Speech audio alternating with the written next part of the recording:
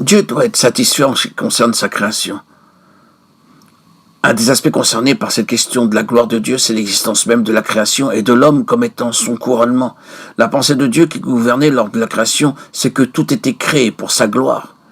C'est-à-dire que sa gloire pouvait être exprimée et ce qu'il est en lui-même pouvait être manifesté dans tout ce qui touchait à sa personne, tout ce qui émanait de lui. Cela ne devait pas se limiter à un Dieu confiné, vivant dans la plénitude et dans la satisfaction de sa propre autosuffisance. Si l'amour, s'il est plus qu'une simple puissance, il doit donner, il doit être le grand donateur. Il doit non seulement être Dieu le tout suffisant, le Dieu tout puissant, mais Dieu El Shaddai, celui dont tout procède. Il doit être celui duquel découle toute puissance, se définissant dans des œuvres, dans des expressions bien définies de ce qu'il est en lui-même. Le but de la création, dans son intention, c'est que Dieu trouve une pleine mesure de gens moralement responsables, dont le grand désir soit de le satisfaire, pour qu'il puisse se manifester lui-même dans ce qu'il est, dans sa propre nature. La création est gouvernée par cela, et Dieu doit être satisfait avant qu'il n'y ait une quelconque manifestation de l'évangile de la gloire de Dieu et du Dieu bienheureux, le Dieu béni, dont l'expression est ici le Dieu satisfaisant.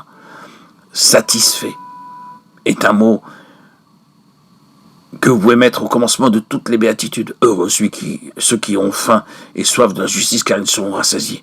Matthieu 5, 6. Oui, le Dieu satisfait, béni, satisfait ou heureux, c'est l'évangile de la gloire du Dieu satisfait.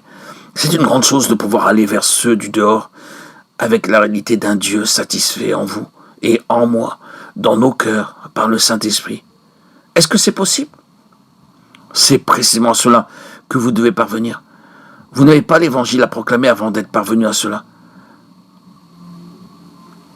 Voyez que la glorification du Seigneur Jésus, c'est la réponse de Dieu à l'exigence de sa propre nature. Absolue, juste, entière, totale. C'est également sa réponse en rapport avec la conception et l'objet de la création. Dieu est satisfait et l'homme est représenté dans la nouvelle création. Nous voyons Jésus couronné avec gloire et honneur. Hébreux 2:9.